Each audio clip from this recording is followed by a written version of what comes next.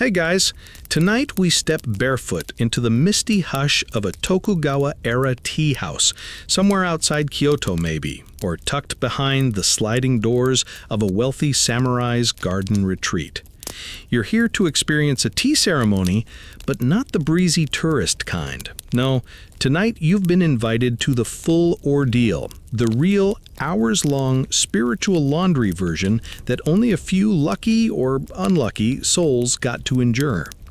The sun has just dipped behind the tiled rooftops. A bell in the distance tolls for a temple you'll never find. Crickets chirp in the bamboo thicket, and the stone lantern at the gate has begun to glow with a quiet, ritual dignity.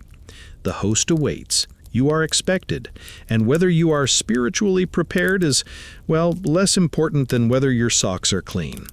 You're going to kneel for so long your ankles will draft their own constitution.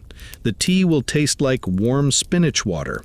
You will be asked to admire a kettle for the better part of a sitcom, and yet, somehow, it'll be wonderful. So before you get comfortable, take a moment to like the video and subscribe, but only if you genuinely enjoy what I do here. Also, let me know in the comments where you're watching from and what time it is for you right now. Now, dim the lights, maybe turn on a fan for that soft background hum, and let's ease into tonight's journey together. You arrive at the tea house just as dusk begins to spill its indigo ink across the sky. There's no grand entrance, just a modest wooden gate that creaks slightly as you slide it open. The air is rich with the damp scent of moss and pine needles, and under your bare feet the gravel crunches gently, a hush of footsteps meant to remind you of your own smallness. This is not a space for ego. The host has already begun his silent performance somewhere beyond the sliding door, and you are merely one note in this whispered symphony of etiquette, incense, and impossibly slow movements. You take off your sandals and line them up just so, heels touching, toes pointing out, because of course that matters. Then you bow, to no one in particular, because it's good form, and because the walls might be watching. Historians still argue whether this ritual entrance was always meant to be so solemn, or if Tokugawa hosts were just trying to outdo each other with spiritual pageantry. Either way, the mood is set. You're joined by two other guests, a minor official with a very smooth forehead, and a merchant whose kimono is loud enough to be vaguely inappropriate. None of you speak. That would break the delicate hush like a dropped bowl. Instead, you exchange quiet nods and pretend you aren't checking the sky to see how long this will take. The tea house itself is only about 3 tatami mats wide, roughly the size of a small bedroom. Its paper walls are softly glowing with the last light of the day, and the roof is so low you'll have to duck just to get inside. The architecture is deliberate, every crooked beam, every uneven plank chosen to humble you. Nothing here is ornate, it's all rustic understatement, designed to make you forget whatever status you held before you stepped through the gate. That's one of the core ideas behind the full tea ceremony. Ichigo Ichie. One time, one meeting. A moment that will never come again, shared only by those present, and probably their numb feet. As you wait in the entry garden, you hear the faint clatter of charcoal being arranged. That's the host preparing the fire for the kettle, which, spoiler alert, you won't even see for at least another hour. The delay isn't laziness, it's intentional. You're supposed to sit with the stillness, let your mind drift, and come to terms with how very long this ceremony will be.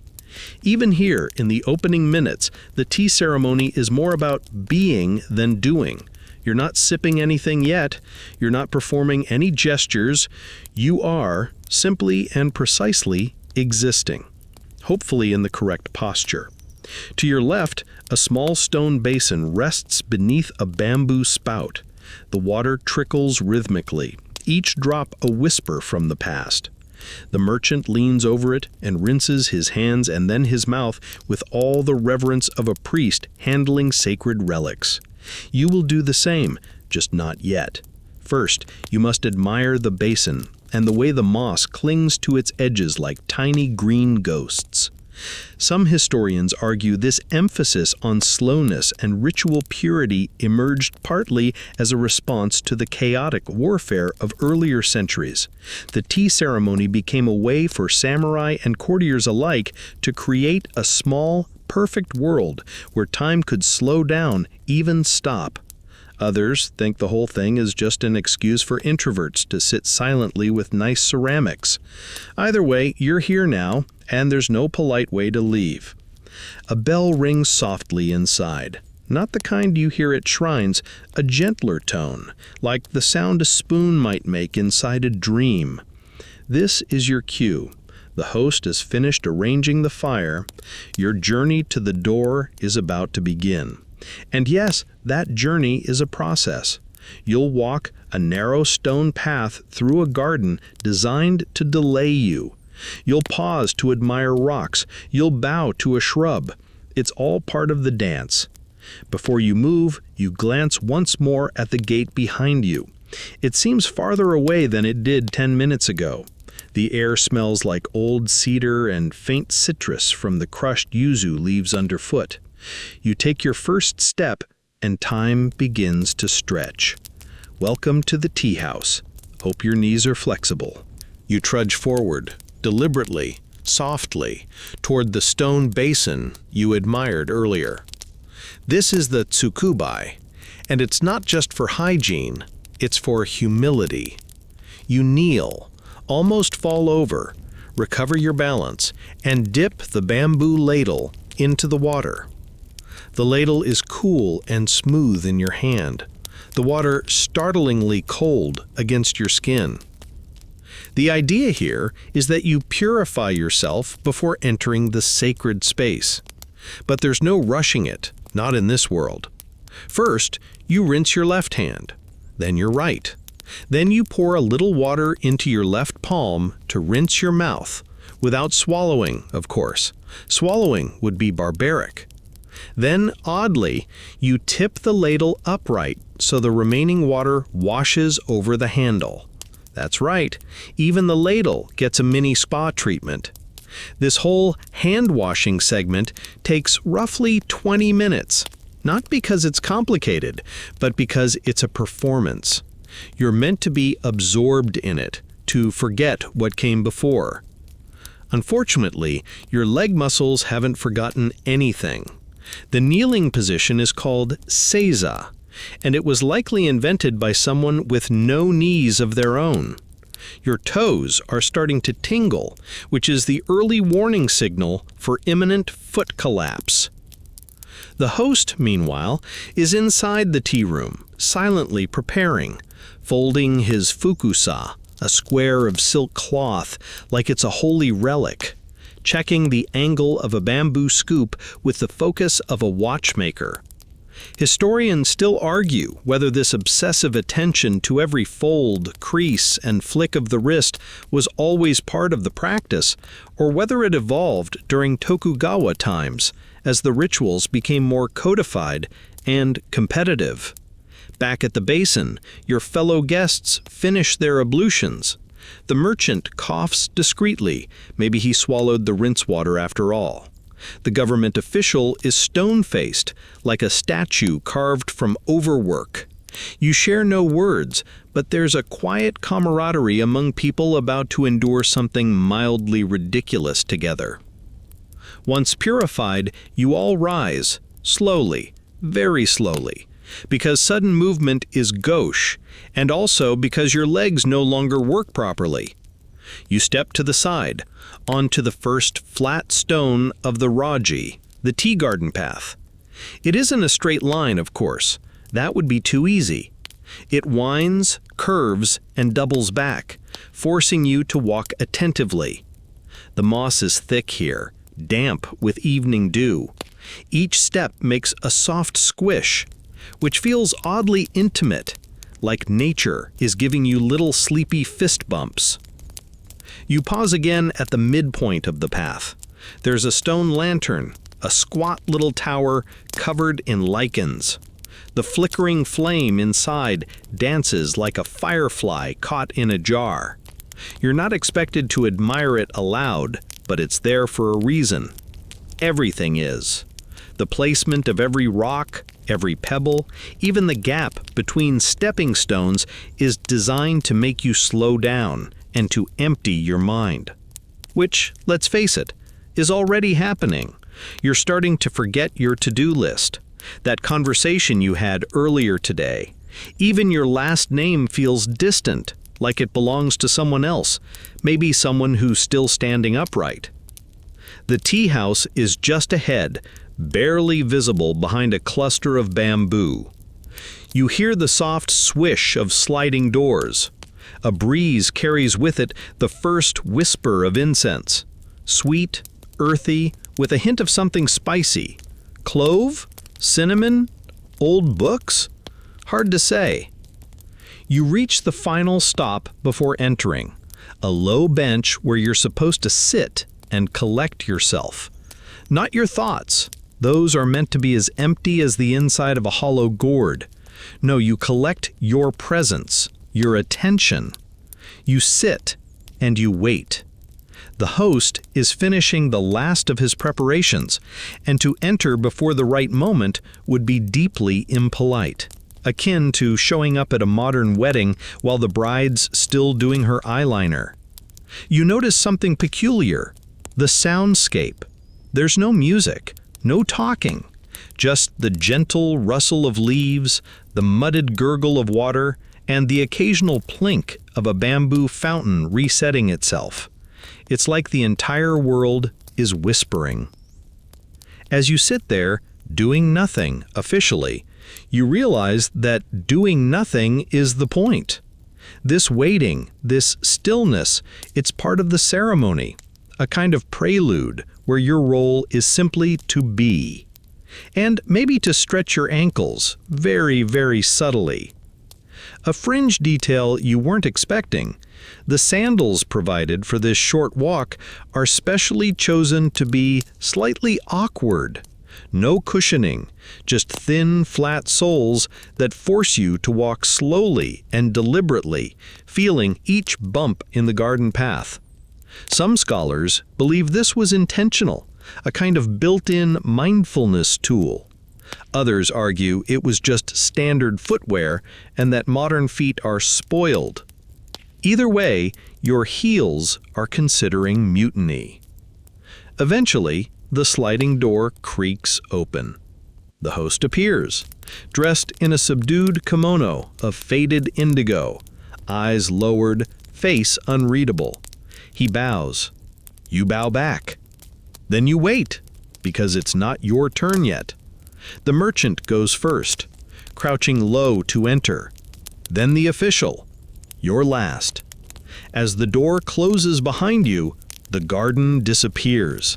You leave behind the sounds of frogs and fountains and step into something older, quieter, more exacting. But not just yet. Before you enter, the host indicates a final ritual. One more bow, deeper this time. You lower your forehead until it nearly touches the wooden threshold. Your knees crack softly. Somewhere in your lower back, a tiny muscle gives up. And now, finally, you crawl forward toward the smallest doorway you've ever seen. You shuffle toward the Nijiriguchi, the crawling-in entrance, on your hands and knees, like a humble monk or an especially compliant house cat. The doorway is just under 3 feet high, deliberately designed so no one, not even a daimyo in his finest robes, could enter standing tall. The message is clear: check your ego at the frame. As you duck and ease your body through the square portal, you catch a glimpse of the tea room's dim interior. There are no chairs, no tables, just tatami mats, a small hearth sunken into the floor, and a tokonoma alcove with a single hanging scroll. The walls are bare wood and mud plaster, intentionally rustic, the kind of imperfection that makes modern minimalists weep with envy. Once inside, you settle into a kneeling position, facing slightly sideways, never directly toward the host. Too bold. There's a thick stillness in the air, like the room is waiting for you to catch up to its pace. The other guests have already arranged themselves in a precise order. The most honored guest, the shokyaku, sits closest to the hearth. You, being last in, take the humble position at the far end. It's a bit like a seating chart at a very quiet dinner party. The host enters through a side door, silent as a breeze, carrying a bundle wrapped in indigo cloth. He bows deeply. You bow. The other guests bow. Then the host bows again, just in case anyone forgot we're still inside the politeness vortex. And now nothing happens. For quite some time. This isn't a glitch. This is a feature. In the full-length chaji, or formal tea gathering, silence is the default setting. The host is giving you time to absorb the room, to take in the arrangement of the utensils, the pattern on the scroll, the scent of the tatami, even the flickering shadow from the single candle. You're supposed to let the space work on you, like a meditative facial. Speaking of the scroll, tonight's reads Ichigo Ichi Ei, one time, one meeting. We mentioned it before, but now you see it in ink, brushed with just enough asymmetry to prove the calligrapher was human. Historians still argue whether this phrase was always a central pillar of tea philosophy or just a poetic flourish that caught on. Either way, it's become the quiet anthem of the tea room, a reminder that this moment, right now, will never come again. Your legs are already staging a protest. That's fine. Just shift slightly when the host isn't looking. Everyone else is doing it too. Except the official, whose posture is flawless and therefore deeply suspicious. The room smells faintly of cedar, ash, and something roasted, possibly your own thigh muscles. The host places a single object before the hearth, the iron kettle, or kama. It rests on a tripod of stones, each one chosen for its precise ability to radiate heat without cracking. The kettle itself is blackened with age and use, a squat, rounded shape that seems to breathe as it heats. The sound of water beginning to warm is barely audible, a kind of subterranean murmur, like a pot thinking deep thoughts. You're expected to notice this. You're expected to enjoy it. And honestly, you do. A detail most visitors wouldn't guess. In some tea schools, the kama is handed down like a family heirloom, grandmother to granddaughter, teacher to student. The host may have trained for years just to reach the point where they're allowed to use it in a formal chaji, and you get to sit 3 feet away from it, quietly developing sciatic nerve damage. The kettle's lid is lifted. Steam escapes with a barely perceptible hiss. The host uses a long-handled bamboo ladle, or hishaku, to pour a modest amount of water into a rinse bowl. Then he cleans the bamboo whisk, or chusin. Each movement is slow, choreographed, and completely mesmerizing in a watching someone fold a napkin for 15 minutes kind of way.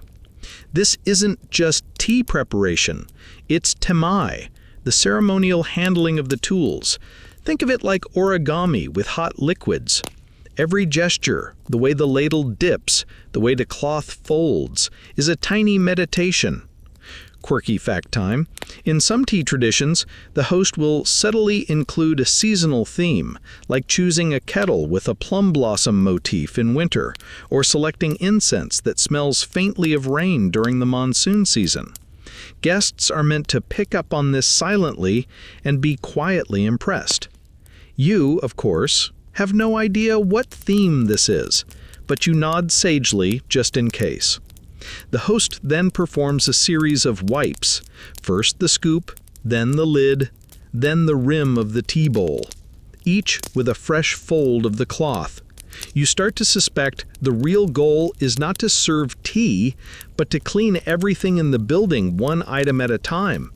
Honestly, not a bad cleaning strategy, just wildly inefficient unless your end game is spiritual enlightenment. The tea isn't even made yet, and already an hour has passed. You've said exactly 0 words. Your legs are noodles. You're kind of loving it. And now something strange happens. You realize you're calm.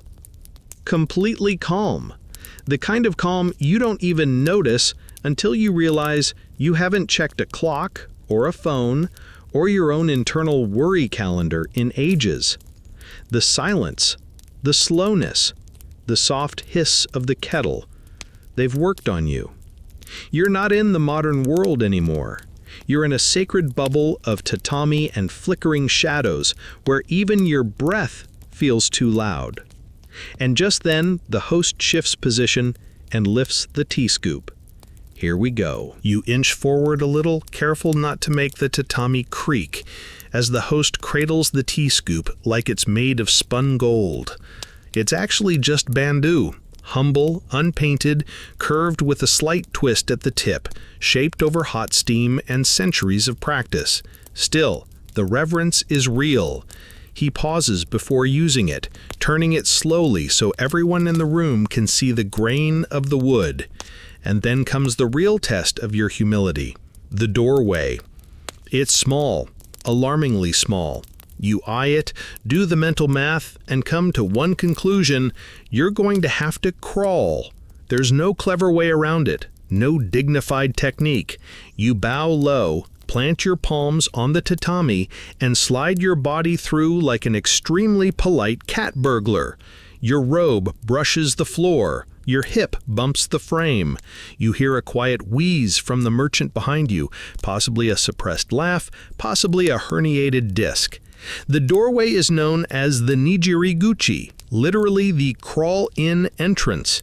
It's built this low on purpose, to force everyone, even the highest-ranking samurai, to humble themselves before entering. Once through, you settle into a kneeling posture once more. Your knees are starting to resemble old wicker furniture, but there's no complaining, only nodding, always nodding. The room is simple, even austere. Earthen walls, a square hearth in the center, and that same low hum of the kettle still heating. The host has already returned to his place and is folding his fukusa cloth again, this time with the deliberateness of someone diffusing a very sleepy balm. There's something soothing about the rhythm of it. Fold, tuck, turn, unfold, refold. You watch the host's hands and forget to blink. Now he's preparing the tools again, but this time the motion is layered with anticipation.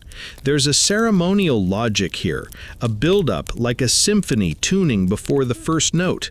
You already saw this cloth wiped along the scoop, then the bowl, but now it's being repeated because repetition in this space is everything. Historians still debate just how formalized this all was in early Tokugawa times. Some argue that rigid procedures were emphasized more in later periods, while earlier hosts were freer to improvise. But even if there was wiggle room back then, tonight's host is giving you the full works. If he gets any more precise, he might fold himself into an origami crane. Then comes the real test of your humility. The doorway. It's small, alarmingly small. You eye it, do the mental math, and come to one conclusion: you're going to have to crawl. There's no clever way around it, no dignified technique. You bow low, plant your palms on the tatami, and slide your body through like an extremely polite cat burglar. Your robe brushes the floor. Your hip bumps the frame. You hear a quiet wheeze from the merchant behind you, possibly a suppressed laugh, possibly a herniated disc. The doorway is known as the nijiriguchi, literally the crawl-in entrance. It's built this low on purpose, to force everyone, even the highest-ranking samurai, to humble themselves before entering. Once through, you settle into a kneeling posture once more. Your knees are starting to resemble old wicker furniture, but there's no complaining, only nodding, always nodding. The room is simple, even austere. Earthen walls, A square hearth in the center, and that same low hum of the kettle still heating. The host has already returned to his place and is folding his fukusa cloth again, this time with the deliberateness of someone diffusing a very sleepy bomb. There's something soothing about the rhythm of it. Fold, tuck, turn, unfold, refold. You watch the host's hands and forget to blink. Now he's preparing the tools again, but this time the motion is layered with anticipation. There's a ceremonial logic here, a build-up like a symphony tuning before the first note. You already saw this cloth wiped along the scoop, then the bowl, but now it's being repeated because repetition in this space is everything. Historians still debate just how formalized this all was in early Tokugawa times. Some argue that rigid procedures were emphasized more in later periods, while earlier hosts were freer to improvise. But even if there was wiggle room back then, tonight's host is giving you the full works. If he gets any more precise, he might fold himself into an origami crane. Then comes the real, truly personal moment. He picks up the chawan, the tea bowl, and places it directly in front of the first guest, the shokiyaku. Not with a clatter or even a whisper, the bowl lands like a snowflake. You feel it more than hear it. The guest bows. Everyone bows. You bow. Your back cracks. The room, for a heartbeat, holds its breath. This, at last, is tea time. The shokiyaku lifts the bowl, turns it slightly, always to the left, always twice, so the front of the bowl is not facing them. This is humility by way of tableware. Then they take a sip. 1, 2, 3. Each one slow, each one mindful. No slurping, no slouching. Just sipping as if your soul is mixed in with the matcha. After the third sip, the guest wipes the rim with a paper napkin, again gently, and rotates the bowl again before returning it. It's now your turn to admire the bowl before it's passed back. Yes, admire, not drink, not even touch, just look at it. And here's a fringe detail. Many of these tea bowls are intentionally irregular, almost misshapen. They're not perfect porcelain or symmetrical ceramic. They're rugged, earthy, sometimes lopsided, because in this tradition, imperfection is a form of truth. It's called wabi-sabi, and you've just been asked to spiritually bond with a lumpy cup. Eventually, the host prepares a fresh bowl of tea. It's your turn next. The other guests lean back ever so slightly, making space without looking like they're making space. Everything is about that tension, formality without stiffness, grace without gloss. The bowl is placed before you. It's warm beneath your fingers. Not hot, just cozy. The glaze is cracked in a way that looks accidental, but costs about 3 months' rent. You bow to the bowl, turn it twice, and bring it to your lips. The tea is thick, almost velvety, not sweet, not bitter exactly, just green, very green, like drinking a liquid garden at sunrise. It's not unpleasant, just unfamiliar. You lower the bowl, wipe the rim, rotate it, return it. And then you wait. Because now the host must clean everything again. The whisk, the scoop, the bowl. Each item goes through its own little cleansing ritual, as if it just committed a mild social crime and needs to be absolved. The merchant next to you sighs, but inwardly, just enough to fog up his glasses if he had any. The ceremony continues. And even as your legs protest, even as your stomach begins to hint at rebellion, something else is happening. You are completely present. You are nowhere else but here. The modern world has vanished. Your thoughts have slowed to match the room's rhythm. And that's the point. The bowl is back in the host's hands now, rotating slowly as he inspects its rim. Not for chips or cracks, no, this isn't dinnerware, but for some invisible sense of readiness, as if he's waiting for the ceramic to tell him it's emotionally available again. You glance sideways at the other guests. Everyone's posture is polite, but behind the careful expressions there's the unmistakable twitch of sore knees and wandering bladders.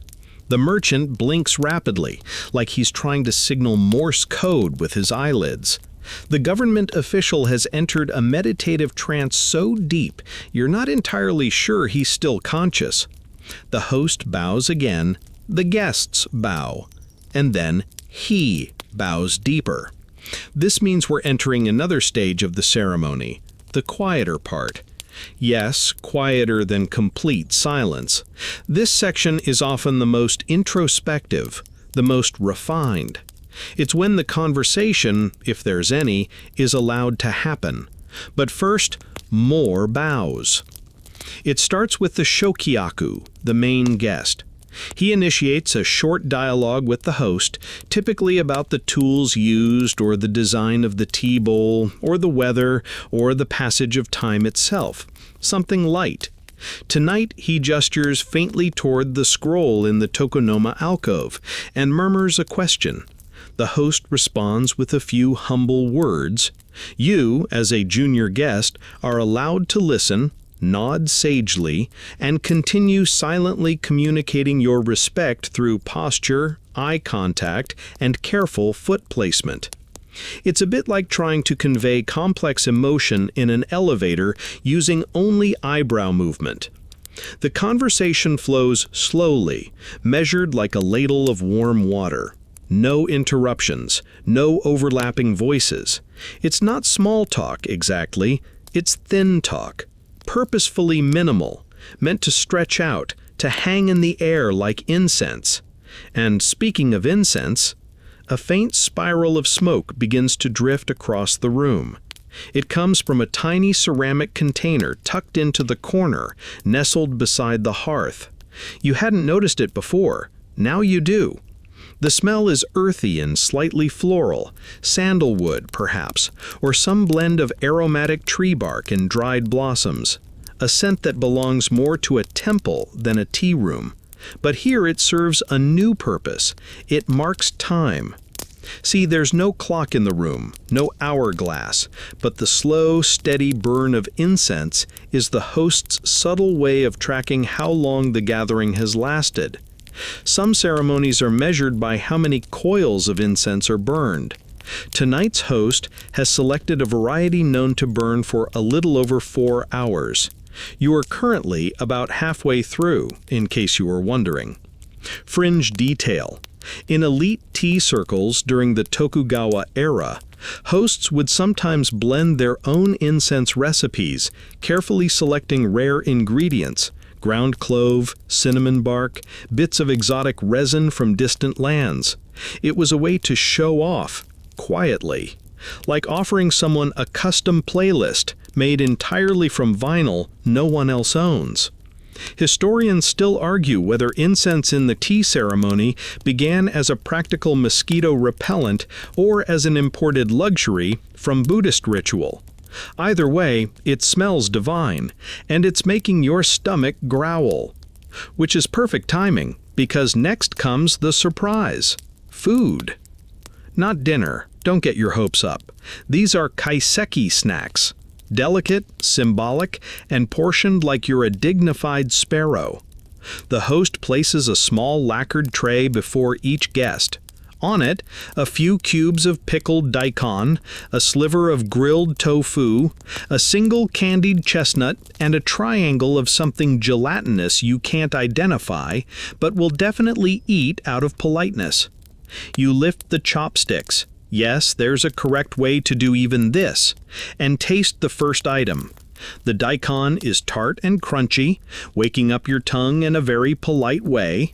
The candied chestnut melts like sugared fog. The tofu is fine. You pretend to contemplate its texture as if it might reveal ancient truths. This part of the ceremony is called kaiseki, and while tonight's is modest, its roots are deep.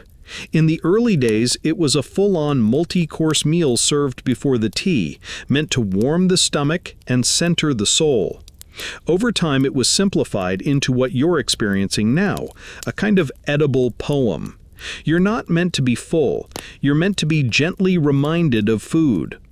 Also, it gives everyone a reason to move again. Shifting to lift the tray, to reach for a napkin. It's a subtle stretch break disguised as ritual. Then, as quickly as it began, the food portion ends. The trays are removed. Another bow. The incense continues to burn. The host adjusts the kettle ever so slightly, coaxing a slightly louder hiss from the water. It's the only sound in the room, the kind of white noise that makes your eyelids feel heavier than your thoughts. You stare at the kettle. Everyone does, because, weirdly, this moment, the moment when nothing at all is happening, is considered the ceremony's heart. Ma, the space between things, the silence that gives everything else meaning. You're no longer wondering how long it's been. You're wondering how long it can last. The host folds the silk cloth again. You realize this is the 5th time you've watched him fold this. Somehow it's different every time. A little faster, a little softer. Maybe you're imagining it. Or maybe that's the point. And then you notice something else. The door is open. Not wide, just a crack, enough to let in a slice of moonlight, pale and cold against the warmth of the hearth.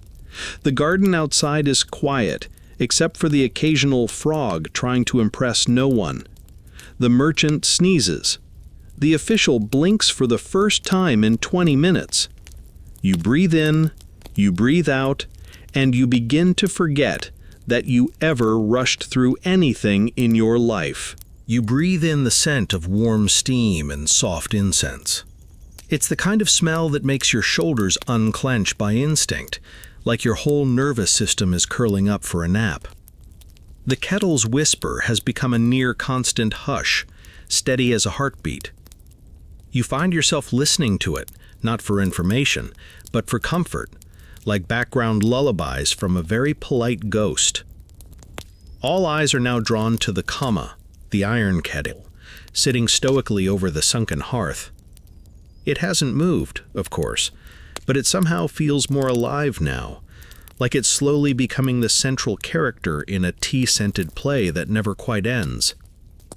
The host approaches it again, but slowly, deliberately, like he's greeting an old friend. He adjusts the lid just slightly, not to stir the water, but to shift the sound. The result is a faint but noticeable change in the tone of the steam. Less hiss, more bubbling sigh. The kettle now sings softly, like a sleepy dragon napping under a blanket of tatami. You're not supposed to talk, so you just listen. You're also not supposed to nod, but everyone is nodding anyway, each of you pretending you're not, like synchronized sleepwalkers trying not to wake each other. Fringe fact: there are entire schools of tea that teach how to interpret the sound of dakama. They have names for different types of kettle noise.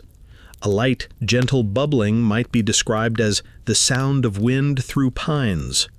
A rolling, echoing boil could be called the whisper of waves against a rock. Tonight's sound is somewhere in between, a sort of murmuring lull. You try to memorize it, even though it sounds like nothing and everything at once. The host turns his attention to the kettle, bowing slightly as he lifts the ladle.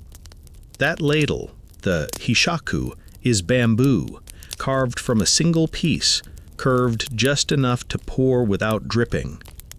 It's not just a tool, it's a brushstroke in a living painting.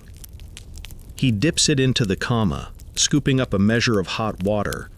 The steam curls around the scoop, rising in slow spirals, and for a moment you're convinced time itself is melting.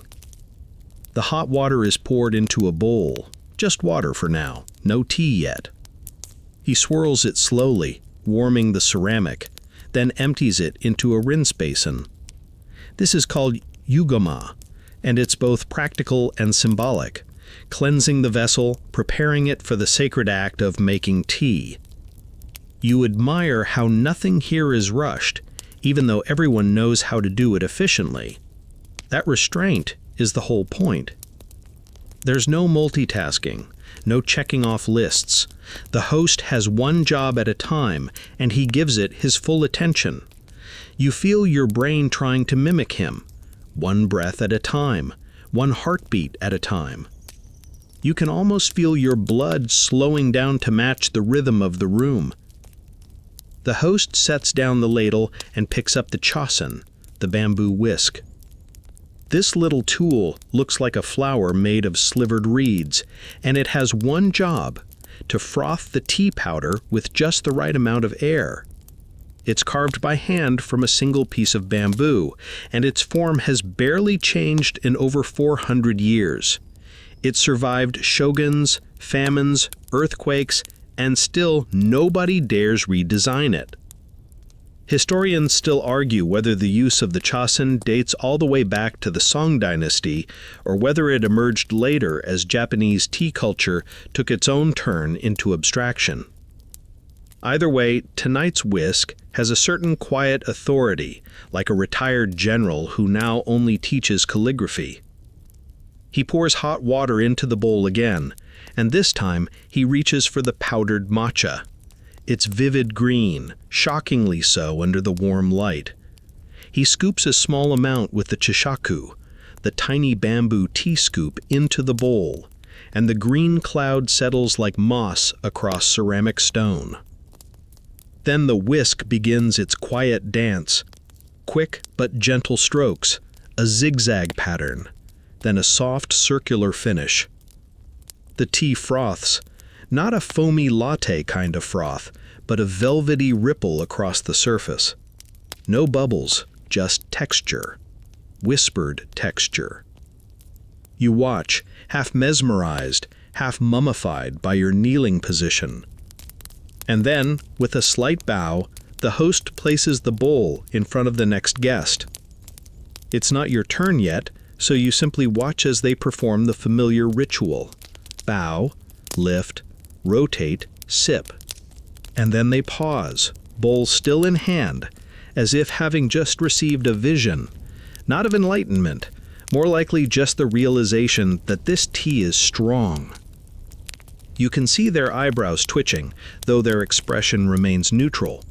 This matcha is serious business. It's not the stuff you get in smoothies at a trendy cafe. It's earthy, potent, and it might just vibrate your spleen a little bit. The bowl makes its slow journey to you.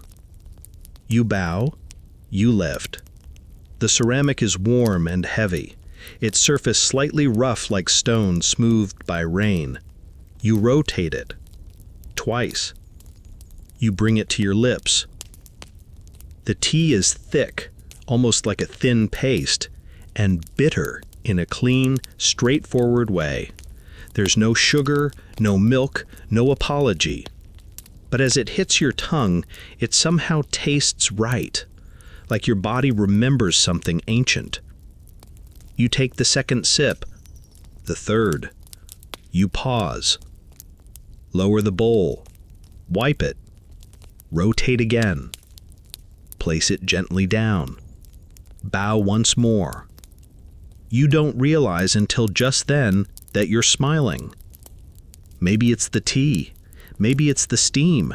Or maybe after 2 hours of watching someone fold a cloth, your brain has surrendered to the ceremony entirely. And that, quietly, is the entire goal.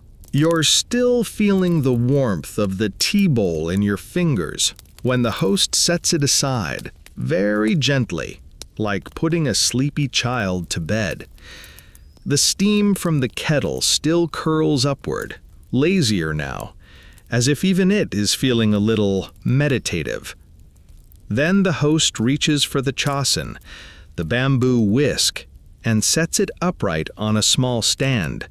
He doesn't speak, he doesn't explain, but the gesture is unmistakably respectful. The whisk is not done working, but it is given a moment to rest, to gather its splinters, as it were. What's strange is how much you've come to care about this little bamboo brush. You've only seen it used once so far, but already it has a personality. Dependable, dignified, mildly overworked. Here's the part most modern tea drinkers don't know. The chosin is not just some disposable accessory. It's considered one of the most important tools in the whole ceremony. Some schools even give them names. Not like Whiskey McWhiskface, unfortunately, but poetic names, usually evoking natural themes. Dew in pine shadows, or autumn river at dusk, that sort of thing. It's not required, just a quirk. Still, you wouldn't be surprised if tonight's whisk had a name like Silent Wind in Straw Cloak. In the Tokugawa period, whisks were often handmade by monks or dedicated artisans, each carefully carved from a single piece of bamboo that had been aged for years. The tines, those delicate splinters, are cut with precision, curled slightly, and arranged with spiritual geometry. And here's a lovely detail. When the whisk starts to wear out, hosts don't always throw it away. They retire it with ceremony, like a favorite pair of shoes given a place of honor on a shelf. Historians still argue whether whisk naming and retirement rituals were widespread or just practiced in certain schools, but the reverence for the tool is undisputed. It's a symbol of quiet diligence, the same way a calligrapher reveres their brush. Or you might, someday, cherish that one fork that always feels just right. Back in the tea room, the host wipes the chosin one last time, with a cloth folded in thirds. No one moves. You can feel a kind of respectful pause settle over the room, like everyone's taking a mental bow for the whisk. Then the host begins preparing another bowl of matcha. This time, it's for himself. Yes, even the host eventually gets to drink. He does so modestly, with a small smile barely perceptible. He doesn't slurp, he doesn't comment, he just sips, pauses, and returns the bowl to the mat with a soft click. This moment is called Kansui wo kieru, the closing of the rinse water. It marks a gentle pivot in the ceremony, not quite the end, but a soft beginning of the end, a liminal space, where the tea has been served, the conversation has quieted, and everyone's begun to feel the pull of the outside world again, even if they won't admit it. But first, a few final bows. You've bowed so much by now your lower back has started a mutiny, but you still do it, because by now the motions are instinct. You bow not because you're told, but because you've been absorbed by the rhythm of it all. And speaking of rhythm, your knees are back to tingling. Your legs have gone from sore to numb to what might be considered a light nap. You shift subtly, pressing the side of your foot into the edge of the tatami for a micro-massage. The merchant next to you does the same, but with more audible cracking. You both pretend not to notice. Then something strange happens. The host reaches for a small ceramic jar, natsume, it's called. It holds the remaining matcha, and rather than packing it away, he presents it, almost like an offering, to the shokyaku. The lead guest bows and leans forward to admire it. Not to drink it, just to look at it.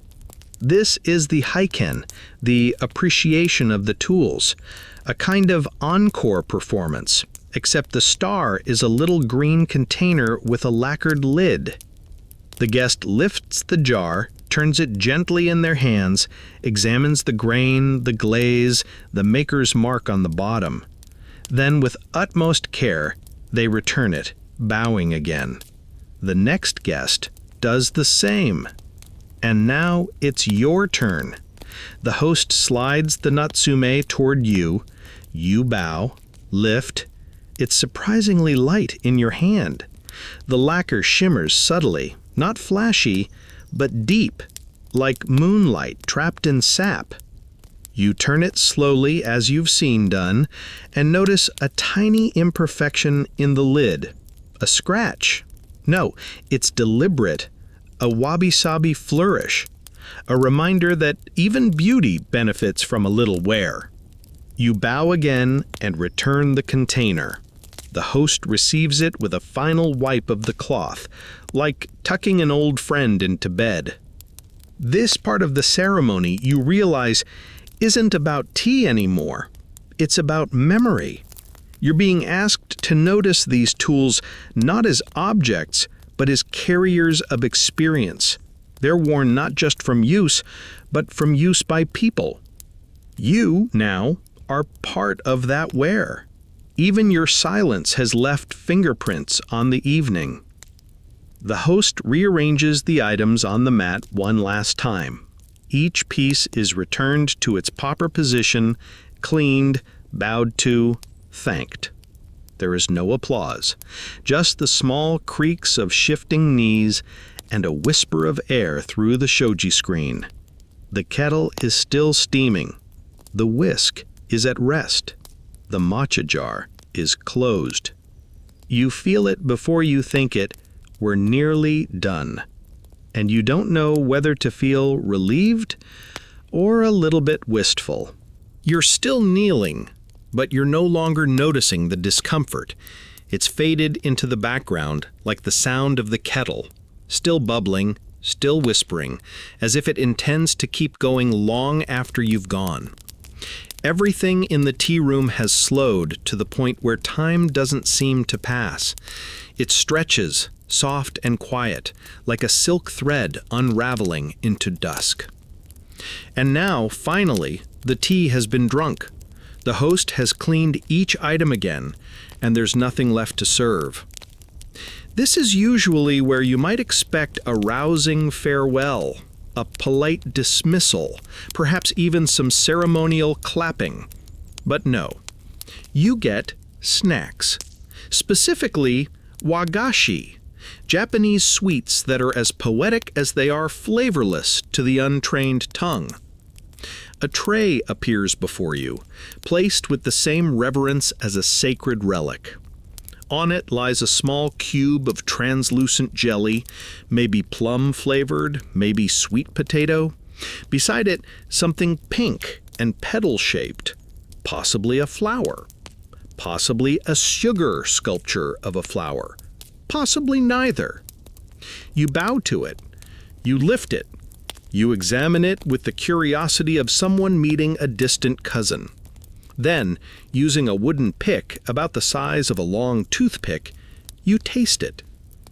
It dissolves instantly, cool, soft, and oddly refreshing, like springtime made edible. The other guests are doing the same, each pretending they fully grasp the seasonal symbolism of what they're chewing. The truth is, these sweets are rarely about taste. They're about suggestion. They evoke a moment, a falling cherry blossom, the first frost on a rice field, a breeze across a still pond at dawn.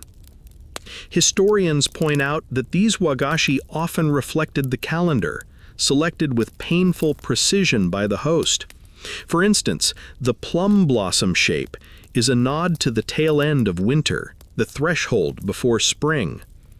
If the host chose a chrysanthemum, it might signal autumn, harvest, decline. And if your wagashi looks like a small melon wearing a hat, well, then you're just going to have to go with the vibe. You finish your sweet, careful to wipe your fingers with the napkin provided. Even this gesture is part of the performance. You're not just cleaning your hands, you're closing the moment, like the final chord in a lullaby. Then you return your attention to the tea bowl, the same one you drank from earlier. It's back in the center of the room now, offered up for everyone to examine more closely. This part of the ceremony is called haiken, a chance to appreciate the tea bowl as a work of art. You take it in your hands. It's still warm and heavier than you expect. The glaze is cracked, but not broken. Those fine web-like lines are called kanyu, and they're considered beautiful, like wrinkles earned through a long, dignified life. You rotate it, slowly, respectfully. There's a chip near the base. Not sharp, not fresh, just a softened imperfection. You wonder how many hands have held this bowl, how many ceremonies it's witnessed, how many awkward guests have pretended to understand its hidden symbolism. Fringe fact: some tea bowls have names, just like the whisk, especially those used in famous tea schools. Twilight cloud, snow on pine root, monkey gazing at the moon. And yes, occasionally something more mysterious, like 9 sighs in autumn. Naming a bowl wasn't required, but if it had a story or belonged to a renowned master, it was often given a title to match its personality. Tonight's bowl bears no name, at least none spoken out loud. But you can feel it watching you, in a gentle way, like a wise elder who's seen many ceremonies and knows better than to say anything out loud. You place the bowl back down, gently, and bow once again. At this point, the room feels heavier with meaning than with people. Nothing is said, but everything is happening. The kettle is still releasing steam, quieter now. The incense coil has burned halfway down. Your own breathing has become a kind of rhythm against the silence. The host stands. Not abruptly, just slowly, like mist rising off a pond. He bows deeply, and everyone follows suit. The final act is near, but it won't be fast. The tea ceremony doesn't just end, it dissolves. And before it does, there is one last drink. The host retrieves a small ceramic cup and pours hot water from the kettle. Just water this time, no matcha. It's not meant to cleanse your palate, it's meant to signal closure. This is Koichi's quiet cousin, ucha, or thin tea. Lighter in taste, more relaxed in style, a gentle goodbye after the dense formal richness of what came before. The cup is passed to the shokekyu, then to the next guest, and finally to you. It's barely a sip, but you savor it like a secret, warm, slightly mineral, like the last drop of snowmelt at the top of a mountain. You return the cup, bow, breathe. You don't speak because there's nothing to say. And now the tools are being put away. Each one returns to its resting place. The cloth is folded, then tucked into the host's sash. The whisk is placed in its stand, the scoop back in its pouch. The natsume closed tightly with its tiny wooden lid. Each item is handled like it matters, like it remembers. This, you realize, is the part you'll think about later, not the tea itself, not the snacks, but the quiet choreography of tools returning to their places. It's oddly comforting, like watching someone close up a beloved bookstore for the night. The host bows one last time, even deeper than before. It's a full-body bow, the kind that doesn't just bend the back, it bends the moment. You bow back because of course you do. Then the room falls silent again, not empty, just full of stillness. You are still kneeling, but it no longer matters. You are not where you were before. The room is still.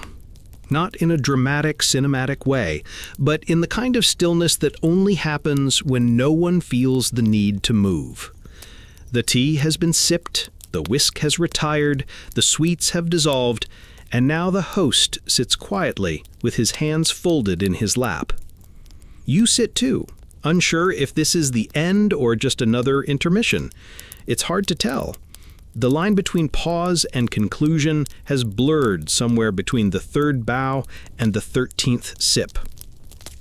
Then, with a motion so subtle you almost miss it, the host turns toward the tokonoma, the small alcove where the hanging scroll lives, and bows to it. This gesture is not for show.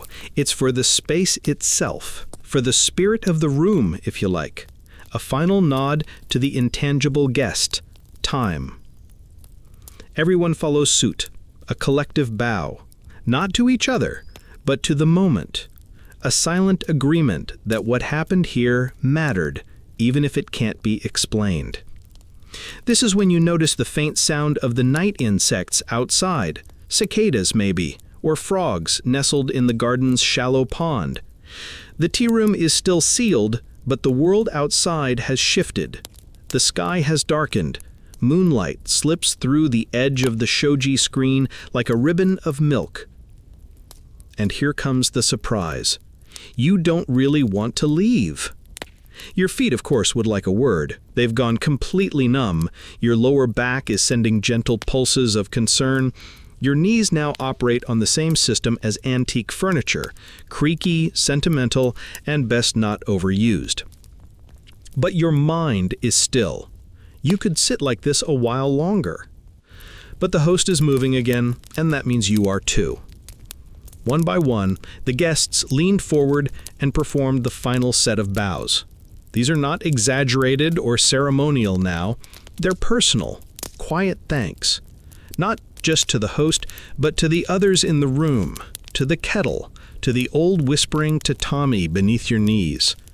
It's a shared gratitude for surviving a kind of gentle ordeal together, like a team who's just completed the slowest, most polite marathon in history. You lean forward, you bow, not because you've been told to, but because something inside you genuinely wants to. Then the shokyaku, the honored guest, turns ever so slightly and offers a few carefully chosen words. Maybe a compliment on the tea's depth, or a reference to the scroll's elegant brushwork, or a quiet comment about the incense, how it reminded them of spring in the temple gardens. Whatever it is, it's soft-spoken, and you don't need to hear it to feel it.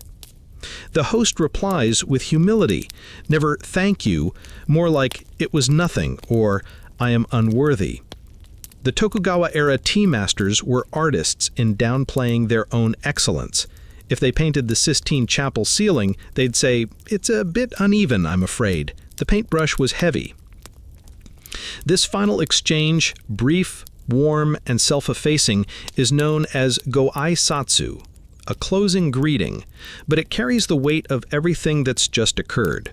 It seals the evening with a ribbon of modesty. And now, very gently, the host reaches for the shoji screen. He slides it open. It makes a soft scraping sound. The air that enters is cooler, fresher, tinged with night smells, wet leaves, pine bark, the faint perfume of moss. The garden you entered hours ago has changed. You remember it from before, but now it looks slightly unfamiliar. There's a quality to it that wasn't there before. Or maybe it was and you just hadn't slowed down enough to notice. The stone path glimmers under faint moonlight. The lantern glows a little brighter against the dark. A toad lumbers across one of the stepping stones and stops, perhaps also attending a very important amphibian ceremony. And then the moment you've both dreaded and desired. The host gestures for you to depart. It's time. The shokyaku bows once more and begins to crawl through the nijiriguchi. Yes, that tiny square hole again, the same one you entered hours ago, trying not to pull a hamstring. Now it feels almost symbolic. One by one, the guests follow. You're last again. You bow to the room, to the scroll, to the kettle, still whispering its last warm words, and then you duck low, press your palms to the tatami, and slip out. The transition is physical, but it's also mental, spiritual if you're feeling generous. You pass through that low doorway and leave behind the carefully constructed quiet. The stillness stays inside, like a scent clinging to your robes. Outside, the path is soft underfoot, the stones are cold now, the lanterns flicker with their own rhythm. You don't talk. No one does. You simply follow the path back the way you came, but slower. You stop at the water basin again, out of instinct. You don't rinse your hands this time. You just look at it. The bamboo spout fills and tips, with the patience of centuries. Fringe detail. There are historical accounts of samurai attending tea ceremonies and entering with full armor, only to emerge visibly softened. Some even cried. Of course, being stoic warriors, they claimed it was the incense or a particularly emotional sweet. You reach the gate. It's the same creaky wooden frame you passed through earlier, but now it feels like something else. A boundary. A bookmark in a very quiet novel. You bow. You step through, and just like that, you are back in the world of wind and noise and schedules and sandals. But something is different. You are tea-stained now, in the best way possible. The gate closes behind you with a soft thud, more felt than heard, like the final page of a book being turned by someone who already knows how it ends. You're back in the outer garden now, on the side of reality. Or at least the side where people walk upright and talk too fast. But for now, you don't. You don't speak, because the air still feels sacred. Even the crickets seem to chirp in hushed tones, as if they too have been through a tea ceremony and are now processing their emotional journey. You stand there for a long moment, unsure of what to do with your hands. You shift your weight from foot to foot, gently reintroducing your legs to the concept of blood flow. Your knees hum like old engines. You try not to wince. The other guests are there with you, though no one's quite made eye contact yet. It's like waking up from the same strange dream in a shared hotel room. You all know something meaningful happened, you just need a minute to recalibrate.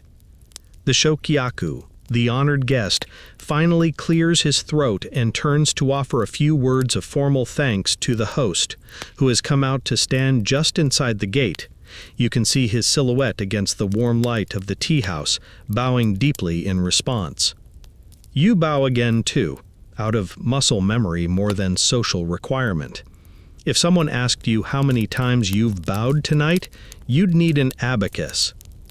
The merchant guest beside you mutters something under his breath, perhaps a thank you, or perhaps just a whispered prayer for a bath and a snack. The official, ever composed, simply nods with the dignity of a statue. And you just breathe. Because strange as it sounds, you don't want to talk. Not yet. Not while the silence still clings to you like steam. The impulse to fill the space with chatter has faded, and you realize that, perhaps, this was one of the real lessons all along, the pleasure of not filling every moment. There's an old tea saying, chase the stillness and it will avoid you. Wait for it, and it will sit beside you like an old friend. You feel that now. Fringe fact. Some Tokugawa-era tea masters trained their students for years before allowing them to host even the simplest ceremony. Not because the steps were hard, though they are, but because the host had to cultivate presence, the ability to hold space, to anchor attention, to move slowly without losing purpose. It's less like being a server and more like being the moon in a very well-organized sky. And tonight's host? Well, he was definitely the moon. Quiet, reliable, softly luminous. You realize you never once heard his voice above a whisper. You never saw him hesitate. You never once caught him checking the time, which is impressive, considering this whole ritual has lasted somewhere between a wedding and a geological epoch. The guests start to disperse now, not with fanfare, but with a kind of shared understanding. There's no exchanging of phone numbers, no polite promises to get together soon, just gentle nods and faint, satisfied sighs. You take a few steps down the path, pausing once to look back at the tea house. Its lantern still glows. The sliding doors are closed.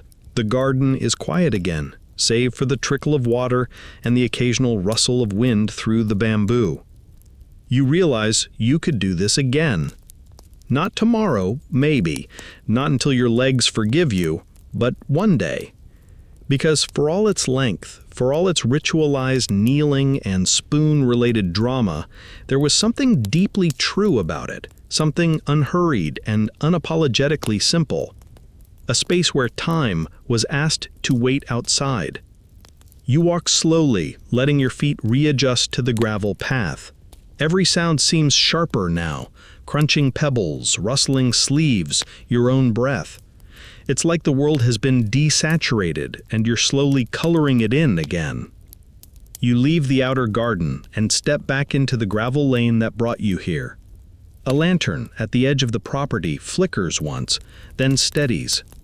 Somewhere nearby, a night bird calls out once, clear, high, lonesome. It's oddly perfect, as if hired by the host for thematic ambience. And just when you think the night is complete, a thought drifts into your mind, uninvited but gentle. You didn't check the time. Not once. You don't know whether it was 4 hours or 5 or possibly a small eternity, and for the first time in a long time, that feels fine. You weren't counting minutes. You were living inside them. Historians still debate whether the Tokugawa tea ceremony was ever intended for common people. Some say it was always an elite practice, used to refine the minds of samurai and merchants. Others argue that it was meant to democratize beauty, that even the simplest tools, even a worn-out kettle, could bring meaning when treated with care. But tonight, you realize it doesn't matter who it was originally for. Because for those hours, it was for you. You look back at the gate one last time. You smile, bow again, out of instinct now, and begin the long walk home. You walk slowly, still barefoot, down the quiet lane that curves away from the tea house. The gravel presses gently into the soles of your feet, reminding you with every step that you're no longer inside the world of kneeling and whisking and ritualized hand wipes. You've re-entered the realm of speed, of chatter, of clocks and notifications, and things that beep for no good reason. But you're not quite ready for it, so you pause. Not because you need to catch your breath, but because you simply want to keep this feeling for a little longer. That strange calm, that unhurried hush, the kind of peace that's so still you worry it might evaporate if you move too quickly. You glance up. The moon is higher now, pale and round, wearing that fuzzy glow it gets when the air is thick with summer. A few stars have slipped out between the clouds. Even the wind is quieter here, as if afraid to interrupt your reverie. And then you hear it.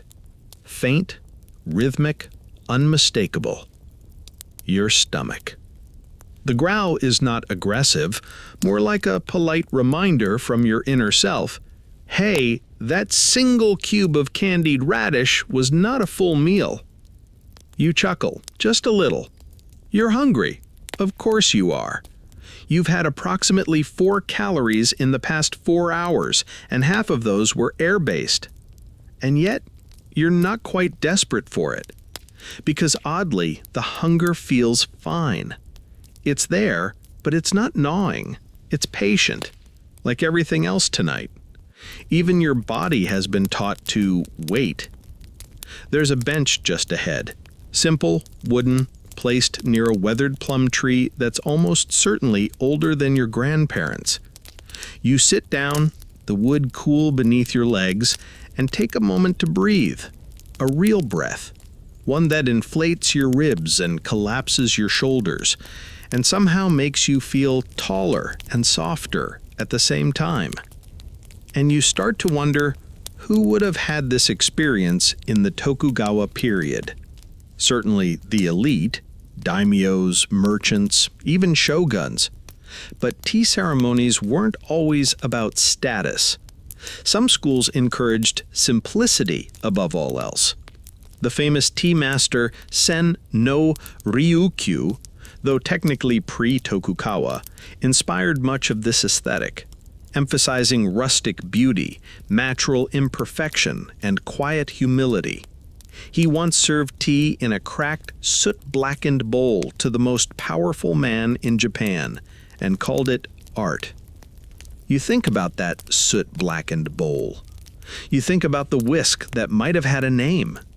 And you think about how long it took to simply drink one small bowl of tea. Fringe detail. There were actual manuals written on how long to pause between lifting the bowl and sipping from it. Some schools taught you to wait a few extra heartbeats just to reflect on the sound of the water. Others encouraged exactly 3 breaths, no more, no less, before touching the tea to your lips. Historians still argue whether these pauses were sincere, or if they became exaggerated over time, the way certain bowing rituals got longer and longer until someone probably dislocated a shoulder. But the intention behind the slowness was clear. Every step was a moment. Every moment, a world. And now, sitting here under the plum tree, you feel that world echoing. You think about how fast your life normally is, about coffee and paper cups and texts sent during red lights, and 10-minute lunches and just one more email at midnight. And you think about how strange this night has been, how good strange, how still strange. You could have skipped it. You could have said no. 4 hours to drink tea and bow to furniture? Who has time for that? But now you know, you do. Or at least you did. Because here you are, blinking slowly in the dark and feeling not rushed, but full. Not in the stomach, maybe, but in the kind of way that lasts longer than calories. You get up from the bench. Your legs are stiff, your foot has that pins and needles thing going on, but you don't mind. Even your body has started to see the appeal of quiet discomfort. It's part of the price of presence. And now, yes, it's time to go home. You turn toward the town road. Lanterns line the path back, flickering like soft-spoken fireflies in cages. A few people pass by, talking, laughing, walking fast. You wonder briefly if they've just come from their own ceremonies. Then you realize, probably not. But you also realize that you're carrying something they can't see. Not in your hands, but in your rhythm. You are slower now. Not sluggish, not sleepy, though that's not far off. Just paced, like your inner metronome has been reset to gentle forest monk instead of frantic squirrel with a to-do list. And you like it. You think about the tea again. Not the taste, but the moment it created. The little bowl, the careful turn, the hush, the 3 sips. That quiet recognition that you were alive in that space, for no other reason than to be there. And that, surprisingly, is enough. You continue walking, the sound of your steps mixing with the night breeze. You're heading back to your world, but you're bringing this with you. A slowness, a softness, a tea-brewed kind of stillness. And it's yours now. You walk a little farther, and the road begins to widen. The stone path gives way to packed earth, and then to smooth wooden planks that cross a tiny bridge, barely wide enough for two people to pass. Below, a narrow stream gurgles like it's telling secrets to the reeds. The town is visible now, lanterns swinging from wooden posts, faint voices carrying through paper walls, the occasional echo of a closing gate. Life, as they say, has continued without you, and you're not quite ready for it. You pause in the middle of the bridge, not to admire the view, though it's lovely, but because it gives you a chance to stretch your legs without appearing indecisive. Your body is readjusting to the idea of forward motion. The tea ceremony wasn't physically demanding, but your muscles are certainly filing their formal grievances. You roll your shoulders, flex your ankles. Somewhere deep in your thigh, a tendon whispers, "Was all that kneeling really necessary?" Yes, it was. You glance down at the water and catch your own reflection, slightly distorted, but still recognizably you. Except, not entirely. You look more relaxed. Your shoulders are lower, your face softer. You almost look like someone who doesn't need to rush anywhere. The thought makes you smile. And here's a curious side note. During the Tokugawa period, tea ceremonies weren't only about calm and contemplation. Sometimes they were used for diplomacy. Important political meetings were held under the guise of sharing tea. A samurai lord might invite a rival to a chaji, not to challenge him, but to show that he was civilized, composed, in command of the social order.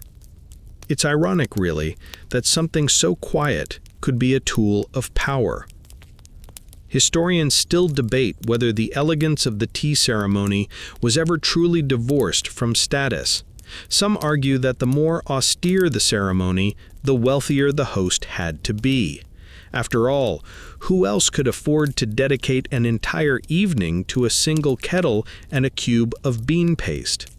But others suggest the opposite, that it was in the simplicity that power revealed its gentler side, that the real strength was in stillness. You lean on the railing a little, thinking about that, about how often strength is loud in your world, assertive, demanding. Yet tonight the most powerful thing was a bamboo scoop being set down so softly that the room held its breath. A breeze picks up. You hear it move through the trees behind you, rustling pine needles, brushing against thatched rooftops, nudging chimes into half melodies. It sounds like the kind of thing you'd normally miss, but not tonight. You keep walking. The road curves gently past a wooden storefront with its shutters drawn. Inside, someone is preparing rice for the morning. You can smell it, faint and comforting. A reminder that the world continues in its rhythms, whether you notice or not. Your own rhythm, though, has changed. You're no longer walking out of habit or haste. You're walking with intention. Each step feels placed, not thrown, like you're aware of your own gravity again. This isn't something you expected from a tea ceremony. You assumed you'd drink some tea, sit politely, maybe learn an obscure utensil name or two. You didn't expect a full emotional software update delivered via powdered green leaf and kneecap sacrifice. But here we are. And now, as you pass under a paper lantern glowing warm orange, you think about the tools again, the chawan, the chasen, the scoop with the long, elegant mame you already forgot. Each one carefully chosen, each one introduced to you like a character in a quiet play. You remember how the tea bowl felt in your hands, the warmth of it, the slight unevenness at the rim, the way the glaze cracked in a pattern like riverbeds seen from above. It wasn't just a bowl, it was a kind of conversation. And suddenly, you wish more of life felt like that, like every object mattered, like everything had time carved into it. You stop in front of a small garden tucked between two wooden houses. There's a lantern here too, and a shallow stone basin with a dipper resting beside it, just like the one outside the tea house. This one isn't part of a ceremony, it's just there, decorative, a nod to tradition. But now, to you, it feels like an invitation. You bend down slowly, your knees voicing mild protest, and pick up the dipper. You pour water over your hands, not because they're dirty, but because it feels right. The water is cool. It runs between your fingers, over your wrists, down your palms. You breathe. There's no audience here, no host, no incense, just you. And a moment. And the quiet realization that you've changed. Subtly, maybe, but undeniably, like a rope pulled ever so slightly in a new direction. You haven't been reborn, but you've been nudged. You place the dipper back where it belongs. You don't rush it. You stand. You bow. Not to the basin, not to tradition, but just because. Then you keep walking. The town is ahead. So is tomorrow. But tonight you are still in the tea room, just a little. Still carrying the hush of that kettle. Still steeped in stillness. And you decide, in that moment, that you'll carry it with you for as long as you can. Even if no one else can see it. Especially then. The streets are quiet now, nearly empty. The paper lanterns flicker against the night breeze, casting soft, shifting shadows on the worn wooden facades. Somewhere in the distance, a dog barks once, then loses interest. A door slides shut with a clack. You keep walking, slower than usual, still suspended in that in-between place where memory and the present gently overlap. Your feet seem to move by themselves, finding the rhythm of the gravel path without thinking. Each step lands without urgency. It's like your body has become an instrument playing a song you don't need to hear to follow. You haven't spoken since leaving the tea house. You don't miss it.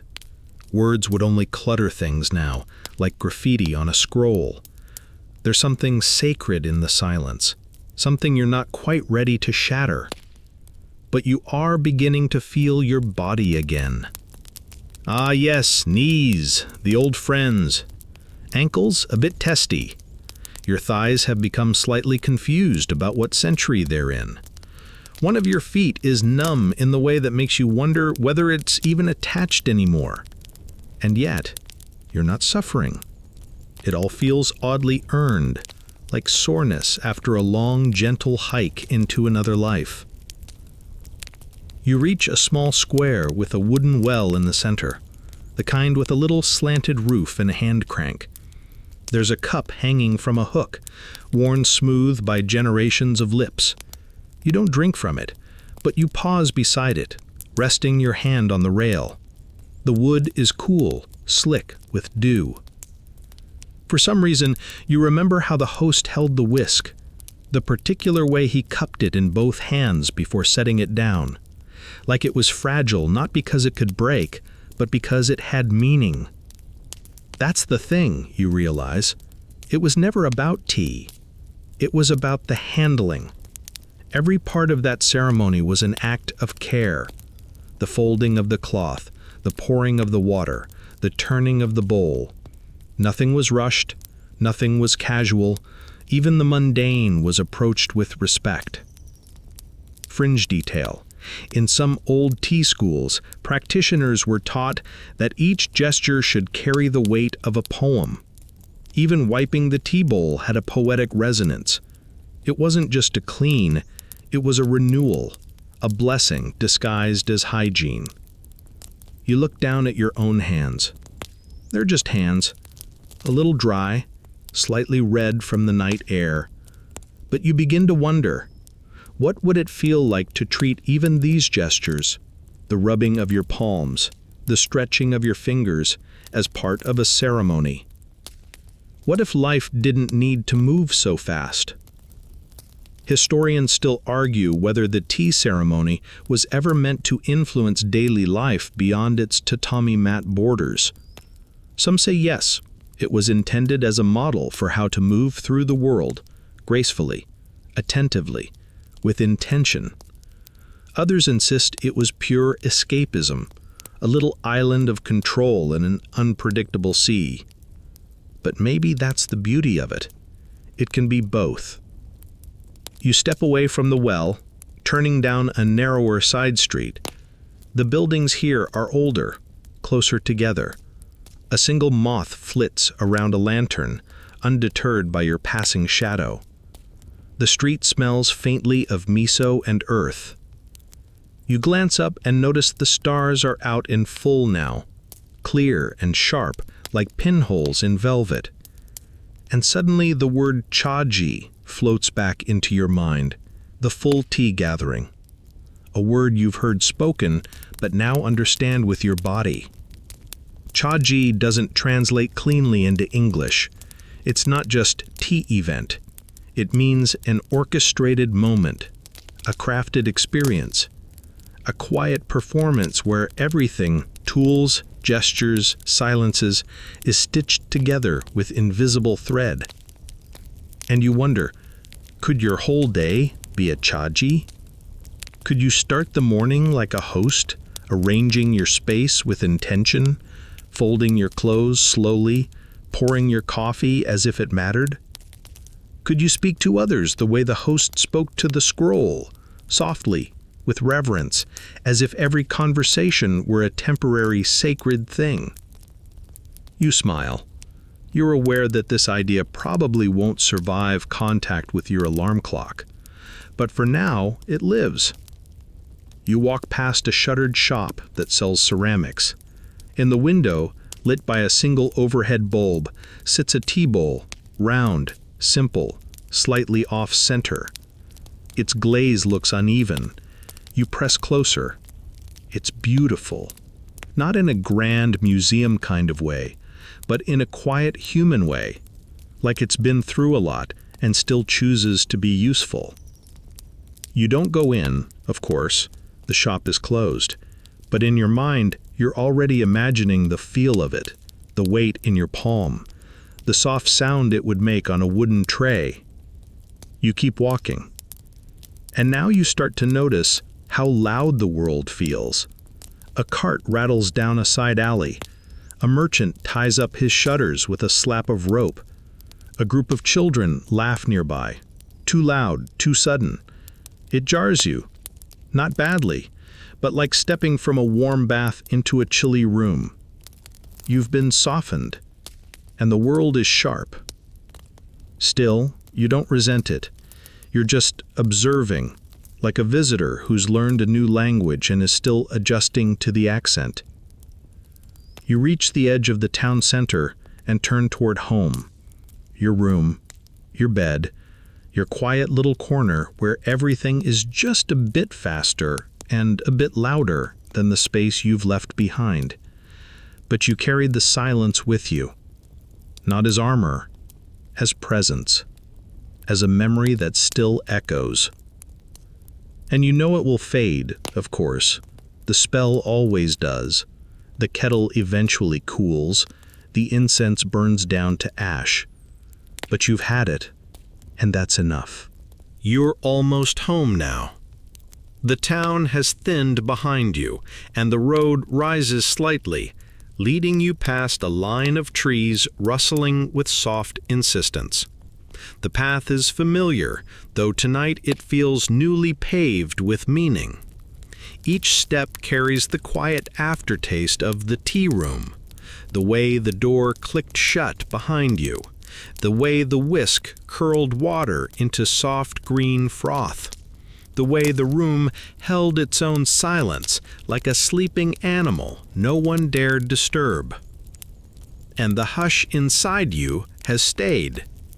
You expected it to leave, to vanish the moment the gate closed, or when you passed the first lantern-lit corner of the town. But it's still here, not loud, not heavy, just present, like a warm stone held in the palm of your mind. You think back to the final moments of the ceremony, the bowing, the clearing of tools, the rearranging of the space into its original untouched order. There was something almost melancholic in that, like erasing a chalkboard after drawing a perfect circle.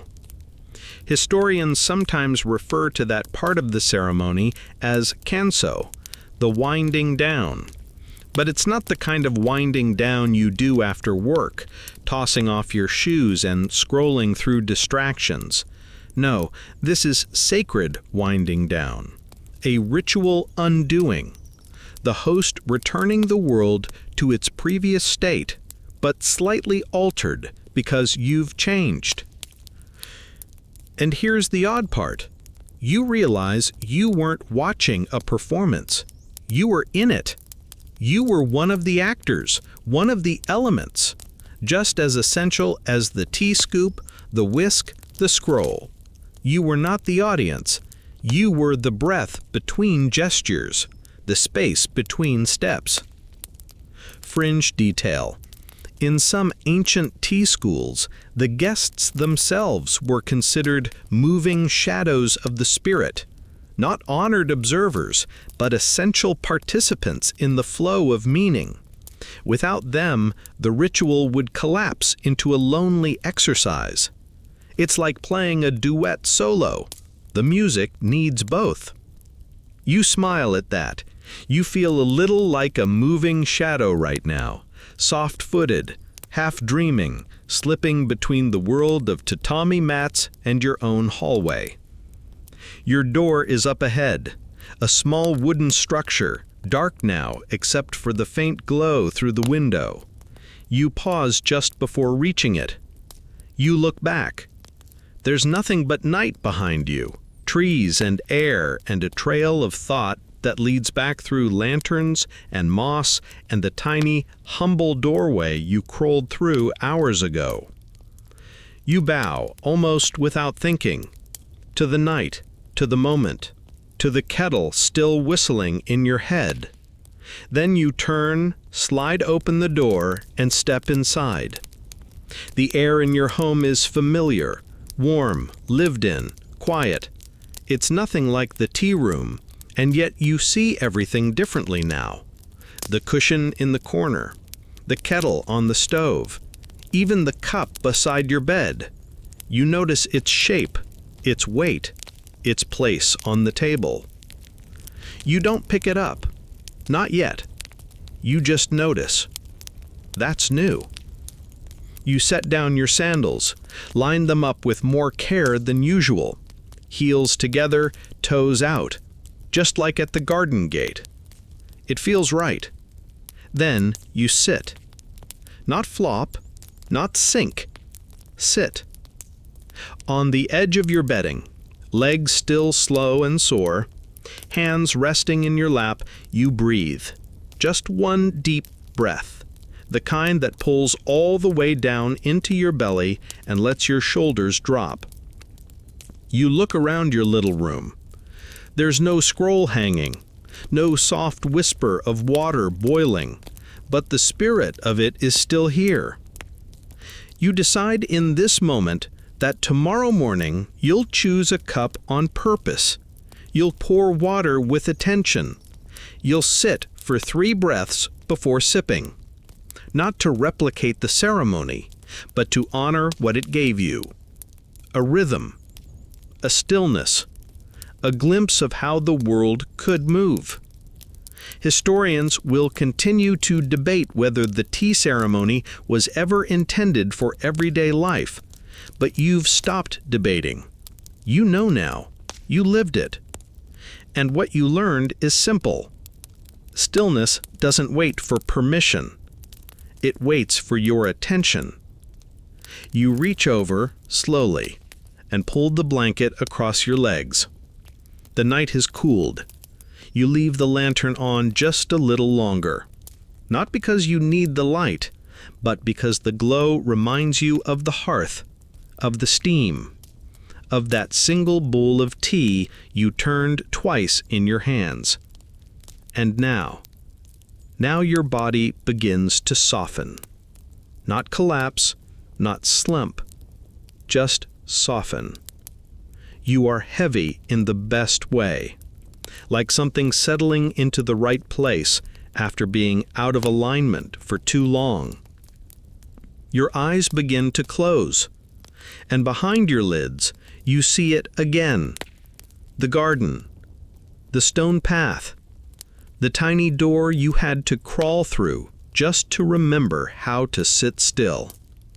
And for one final moment, you hold that image close, like a last sip of something perfectly warm. You lie back, letting the futon catch your weight like a pond welcoming a falling leaf. The quiet in your room is comfortable now, not lonely.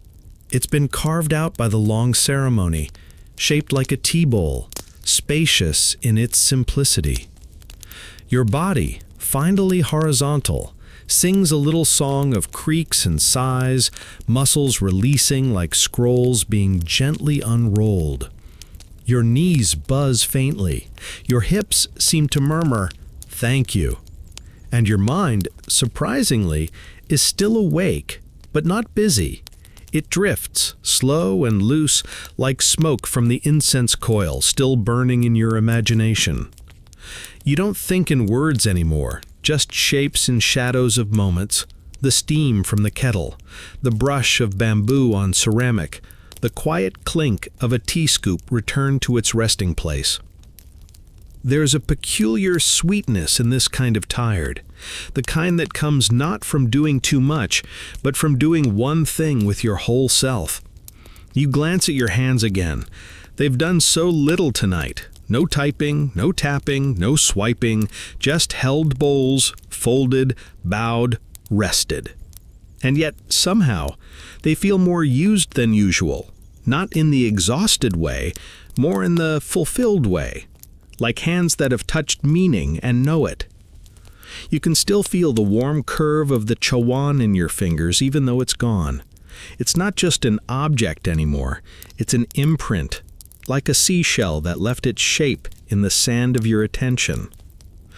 And the host, the silent, soft-stepping figure in faded indigo, he flickers into your thoughts again.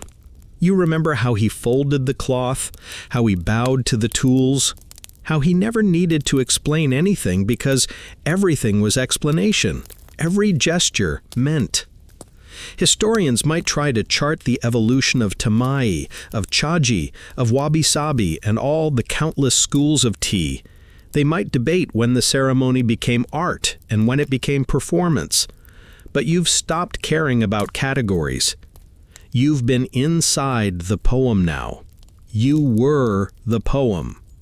And in a strange way, you feel that this night, this absurdly long, utterly quiet, deeply impractical experience was one of the most human things you've done in a long time. Fringe detail. In some ceremonies, if the moon was especially bright, the host would extinguish the candles entirely during the second half of the tea service. Guests would sit in near darkness, drinking by moonlight, allowing the silver light to shape their awareness. It was called yobanashi, the night gathering. The focus wasn't the tea, it was the noticing. You close your eyes. You still feel the moonlight on your face even though there's no window in this part of your room. It lingers, soft and imaginary, like a memory warming its hands near your thoughts. You think again about how you entered the tea room, on hands and knees through a low wooden square. That door wasn't just about humility, it was a filter, a threshold, a little ritual of surrender. You left your standing self outside. And now in bed, that crawling version of you feels strangely powerful. Not small, not lesser, just honest. You shift once under the blanket. The rustle of cloth sounds suddenly very loud. You smile. Everything sounds louder after silence. But you know now how to meet it with a kind of inner hush, not resistance, not escape, just stillness. That's the true tea, the part you carry after the last sip. The room settles around you. The last words of the scroll, Ichigo Ichie, drift back to you. One time, one meeting. You didn't quite understand it when you first saw it on the wall. Now, maybe you do. This night will never come again, but it came once, and it was enough. And now, as the last flickers of thought fade into the edges of your dreams, let your breath soften. Let your muscles ease into the gentle cradle of rest. You are no longer walking, no longer sipping, no longer kneeling or folding or listening to the whisper of a kettle. You are simply being. The ceremony is over, but its rhythm lingers in your bones. A quieter heartbeat, a slower current under your thoughts. There's nothing left to perform, nothing to recite, nothing to remember. Just breath. Just warmth. Just now. Picture that mossy path again, lit by lanterns. Picture the tiny basin of water forever filling and tipping, filling and tipping. Picture the bowl in your hands, the weight of it, the smooth curve, the warmth passed from clay to palm. And picture the silence that followed. Let that be your lullaby tonight. No matter where you are or how loud the world may be tomorrow, you now know how to find that quiet. You know what it sounds like. You know what it feels like. And it's always there, tucked somewhere between the steam and the stillness. So let yourself drift. Let yourself float. You are the guest now, in the house of sleep. And there is tea waiting in your dreams.